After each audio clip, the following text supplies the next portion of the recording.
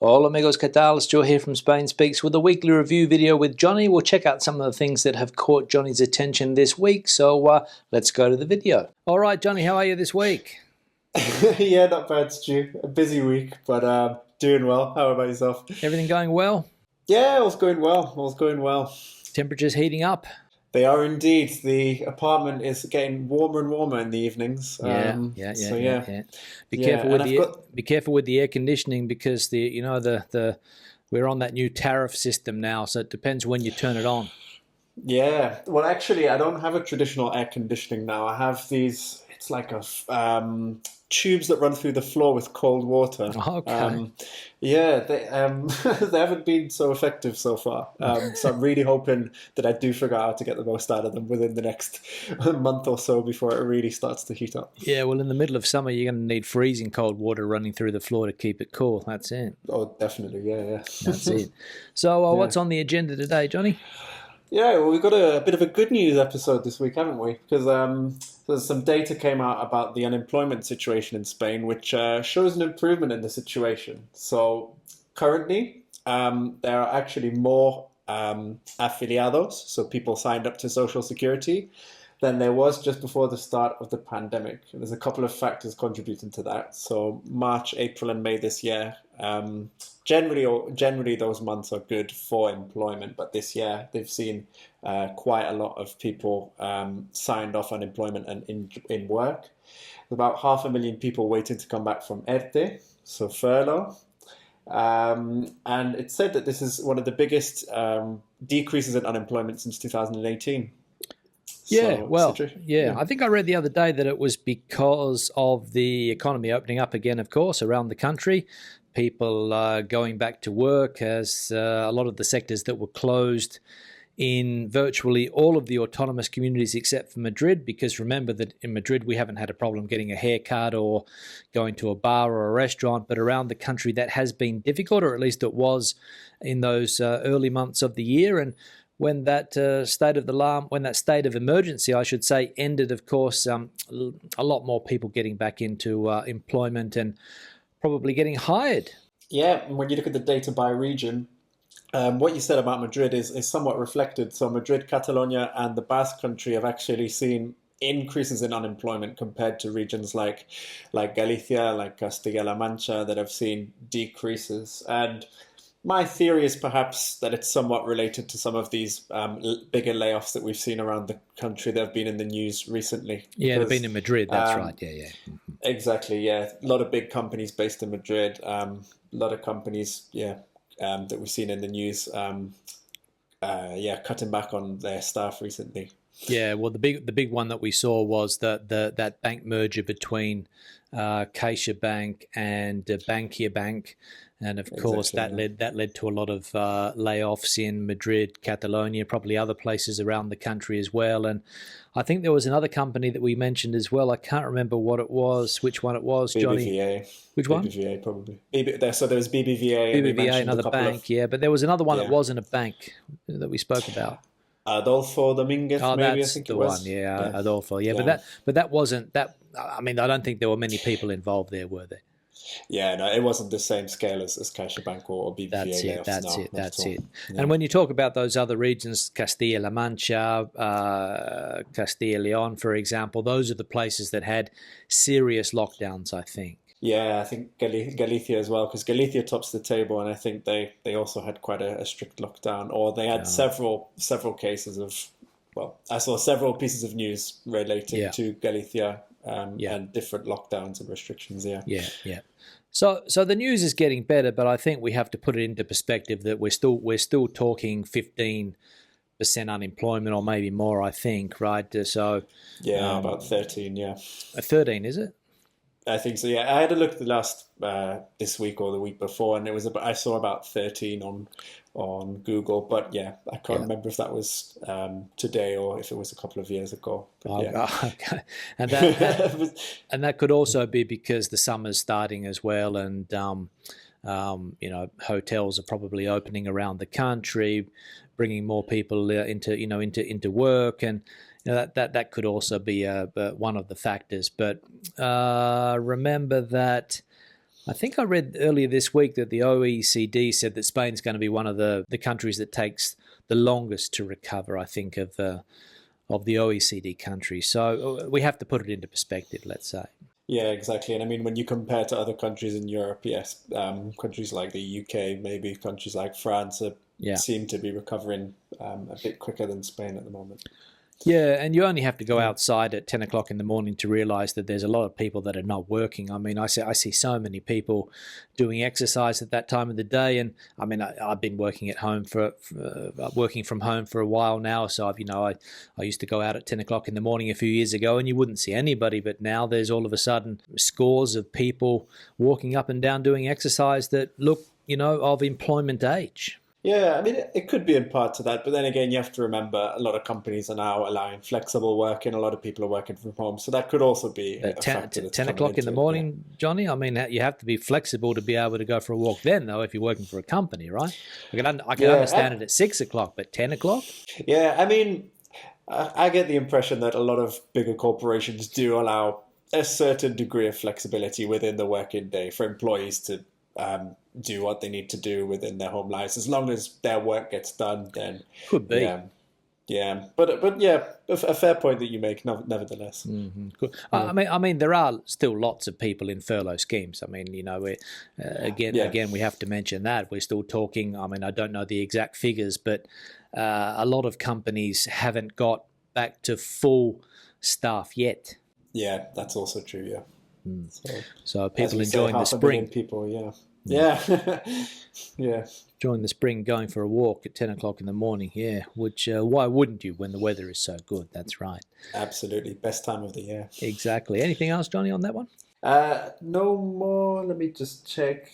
Let's come back to the tourist sector very briefly. So with that kind of improvement in the unemployment situation, the tourist sector is one of the sectors that hasn't yet seen that full recovery. And as you said, now is kind of when the tourist season will kick off, and now is probably when the recovery of that sector will start to become more evident. Yeah, well, they were hoping that this month was going to be a bit of a turnaround, but there was some bad news today in the UK regarding tourism to Spain, and even Portugal's been taken off that list now, I think. So, bad news for the two countries down here on the Iberian Peninsula. So that recovery that they were expecting, I think the Balearics were optimistic that they were going to be put on the green list, and the Canaries as well. So a real setback for them, because June is a popular month, and maybe things will change in July. I don't know, but it's a little bit too early for that international tourism, and of course domestic tourism doesn't really pick up until July when kids finish school. Yeah, exactly. Well, we'll see how the situation evolves, but definitely a blow that Spain is still on the yellow list. The amber list. Sorry, yeah, well, yeah, absolutely. But as we have said over the last few weeks, with the current incidence rate or whatever they call it, it's going to be hard to get off that list. I mean, Andalusia, I saw today's 188 cases, more than Madrid. So whatever hope they had maybe to get on some type of corridor, I don't think that's going to happen. Yeah. It's a shame. It is. Yeah. But anyway, it is what it is, as we say. So what's next, Johnny? My favorite, onto the stock market. So the IBEX. So in the news recently, the headlines might mislead you and say the IBEX is trailing behind some of the major European indices. But generally, if you look at it over the course of a few months, it's performing okay. It's more or less on par with the likes of the German index, the DAX, and the French CAC 40, for example. Then again, more so recently, the stock market and the economy are not the same thing. You always got to keep that in mind. But the economy and the economic conditions do have some kind of influence on the stock market. So explain. So just explain that point. The economy and the stock market are not the same thing. So just clarify that for me. Yeah. So one of the best examples of this that you'll see. So whereas a lot of companies, the majority of companies, saw a huge hit in their stock price last year when the pandemic hit. If we were going on economic terms, then that recovery would have taken a lot longer. It would probably still be going on right now. Yeah. But the stock price recovery for a lot of companies has happened in less than a year. And you look at companies like Tesla and Netflix and Amazon, they've even benefited from the situation. So their stock prices have gone up, even a shorter time. Yeah, but those companies don't do the IBEX very good, though, do they? So Yeah. so when we talk about the IBEX, what are the companies that are performing well? Yeah, so some of the good performing companies, particularly, well, given what we said about the electricity bill, so Red Electrica is doing really well as a result of that. Yeah. Yeah. The renewables companies are not doing so good, so the likes of Iberdrola, Naturgy, who else we got? Acciona as well, struggling. The tourism sector is starting to pick up as well, so IAG, yeah, so the holding group for Iberia, British Airways, which has a listing in Spain, and Amadeus, which has the algorithmic software behind bookings. So that sector's starting to pick up as well. Okay, so there is a bit of life there. There is a bit of life, yeah. And we mentioned Telefonica a couple of weeks ago as well. So Telefonica are also starting to catch the eyes of a lot of investors to invest in. Yeah. Well, we said they've rebranded. I think we mentioned, didn't we? And they're looking at different business avenues to go down. Yeah, exactly. Yeah, but I think it's slowly recovering the IBEX. It's not going to do anything like the US stock market has done, because it doesn't attract the same interest from investors, and you've got less people speculating as you do in the US. And again, the size of the companies in Spain compared to some of the companies in the US, it's a lot smaller. Yeah.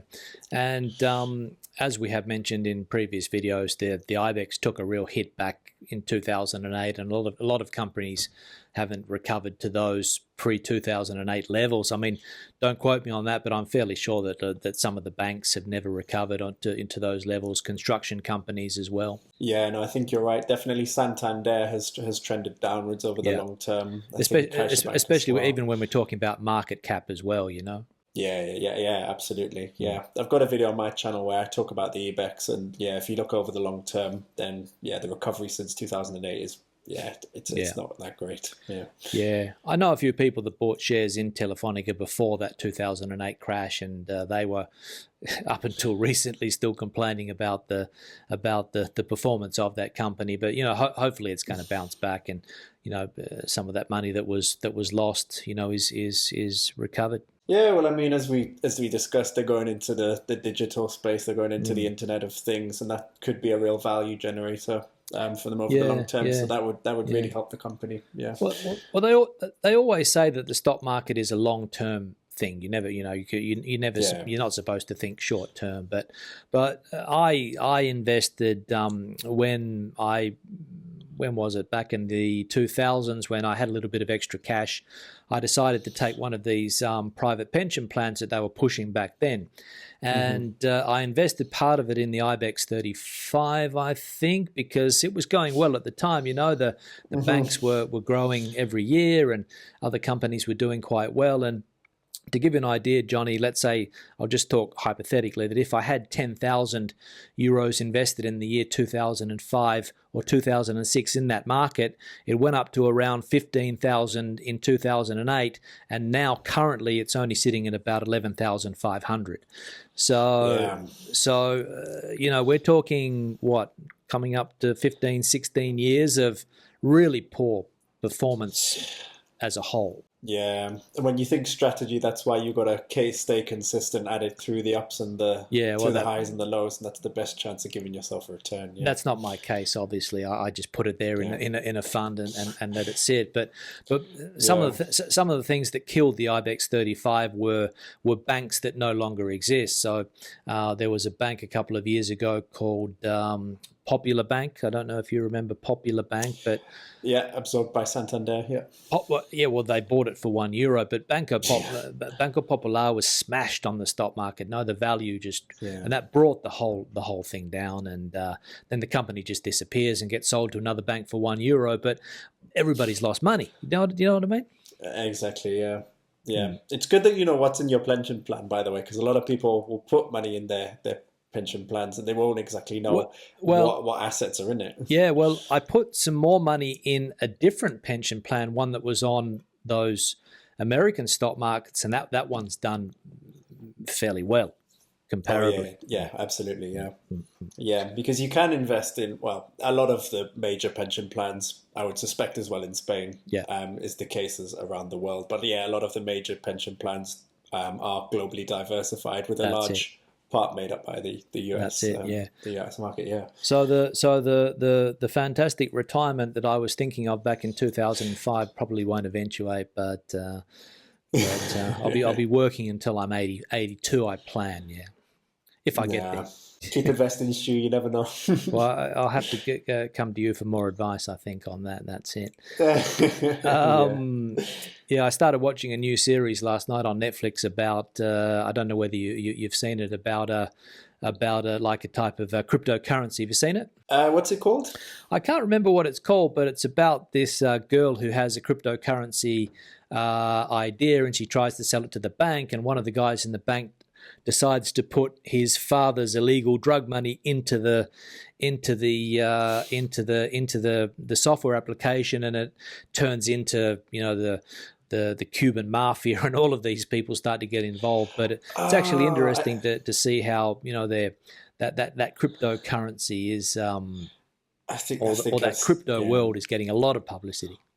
Yeah, I think I added it to my list to watch actually yesterday. So I'll check it out and I'll let you know my thoughts as well. But it did look interesting, yeah. I don't know how old it is, but I saw it pop up there on my Netflix recommendations last night. So I watched the first episode. It wasn't bad. Yeah, crypto becoming very disruptive in the investing space as well. Well, it's amazing how many spammers I get on the YouTube channel, talking about crypto. It's incredible. So what's next, Johnny?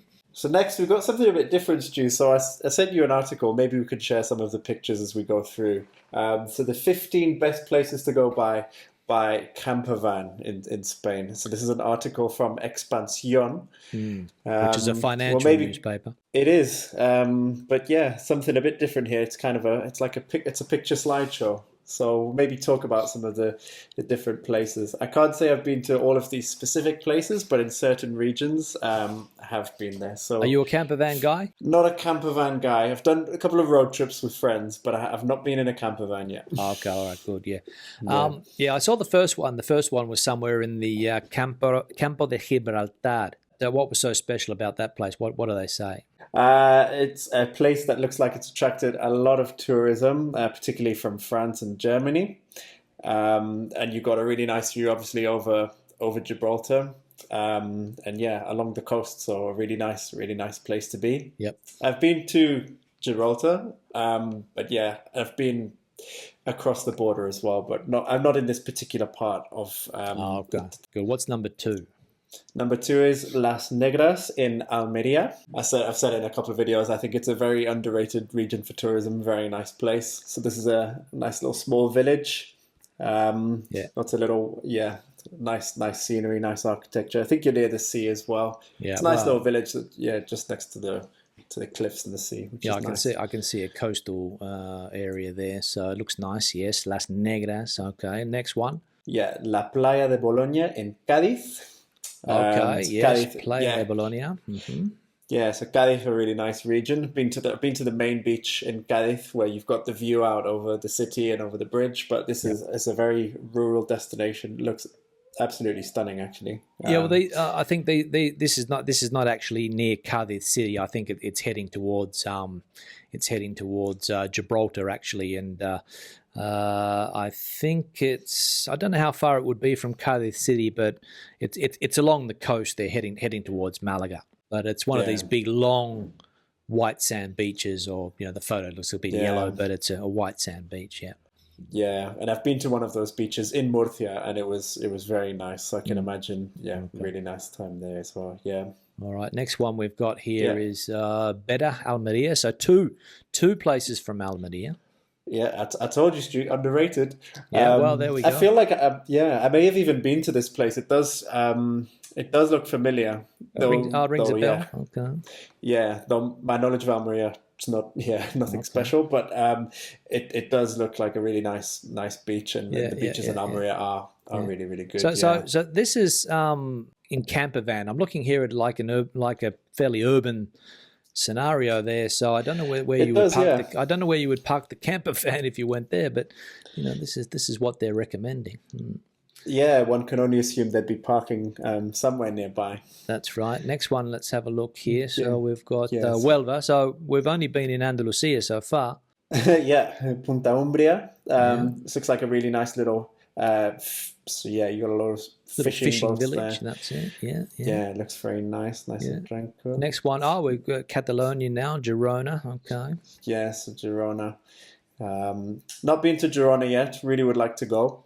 This is I think Rosas is in the north of Girona, I think, close to the border with France. A very nice place, apparently. Yeah, I have to go and check that out next time I'm in Catalonia. Next one, we've got the Basque Country, Costa Vizcaína. Yeah, the Basque Country has some really nice scenery as well. It's just a shame about the weather sometimes, I suppose. Well, if you go there this time of the year, it's not bad, I don't think. Should be okay. Next one we've got is Asturias, another one in the north. Okay. Yeah, Asturias, very nice scenery as well. Absolutely. One of my favourite parts of Spain, Ria de Villaviciosa. So the Villaviciosa estuary, I think that would be translated as. Nice there. And if you like cider, that's where one of the big cider factories is, El Gaitero. They say it there. I remember we had lunch there once. It was quite nice. The next place, Tapia, again in Asturias. Yeah, reminds me of Llanes a little bit. Llanes, yeah. Llanes, yeah. I'm not sure if Llanes is in Cantabria or if it's in Asturias. It's in Asturias. Yeah, well, they're similar villages. Yeah, they're these little quaint little picturesque fishing villages, a lot of them, or tourism villages now mainly, but very pretty nice, places. Yeah, absolutely, yeah. Next one is Leon, Caldas de Luna. Yeah. So in the Picos. Rural setting. That's it. Nice. Yeah, that's it. Well, you could probably park your camper van there. No one would know you're there. That's it. Yeah. Zamora. The Lagos de Sanabria. Yeah, another nice place. Yeah. Have you been there? It's a big lake. No, I haven't. It's a big lake. Yeah, it's on the way to Galicia from Madrid. So if you're ever heading to Galicia to Orense or Pontevedra, you can stop there in Sanabria. It's on the way. Yeah. Yeah. Speaking of Pontevedra, that is our Speaking of Pontevedra, that's next, our next one. Bayona. Okay. Yeah. Bayona. That's just south of Vigo, I think. Yeah, went to Pontevedra last year. Very nice place again. That's it. Yeah. Bayona in the province of Pontevedra. Good. Next one, Orense. So we're still in Galicia. Ribeira Sacra. Okay, yeah, that's another nice place. I interviewed a couple that lived there, I think, last year. I think they were a German couple from memory, living in that part of Galicia. Very, very nice place as well. Yeah, I think I remember that interview. Yeah, I think they were living there. I think that's where they mentioned. Huesca. And Huesca, Panticosa. Okay, so mountains. Yeah. Good. Was that the last one, or was there another one? One more. Pechon, Cantabria. Cantabria as well, yeah. Yeah, so a lot of places in the north of Spain, which is good. And I would recommend people visit the north of Spain if they haven't done so already. If you're living in, one of the coastal areas down there in the south or the east, it's worth taking a trip to the north. 100% agree. Because I'd only really been down the Costa Brava, Costa Blanca until last year. And going to the north and, going to other places in Spain, it makes you realize how diverse of a country it really is. Yeah, absolutely. And as much as we may complain from time to time about life in Spain, we can consider ourselves very fortunate. Yeah, well, we complain. We complain because I think we're in Madrid, Johnny. And Madrid is, it's a lively city, but it wears you down. I think at least that's what I find. But you can escape to some. I mean, it's the same everywhere. If you're living in Paris, it's the same. If you're living in London, it's the same. If you're living in Sydney, it's the same. But Madrid can wear you down. But yeah, great city, anyways. But yeah, some wonderful, wonderful places in Spain. Yeah, that's exactly right. All right, Johnny, so we'll start to wrap it up there. Interesting chat today, and we'll talk next week. Great. I really enjoyed this one, Stu. Thank you. All right, have a good one. See you later. Bye-bye. Bye-bye. So there we go. That was the weekly review video. Questions and comments, please leave them in the section below. Debate the situation out as you normally do. Give the video a thumbs up if you liked it, thumbs down if you didn't. I'll see you in the next one. Hasta luego.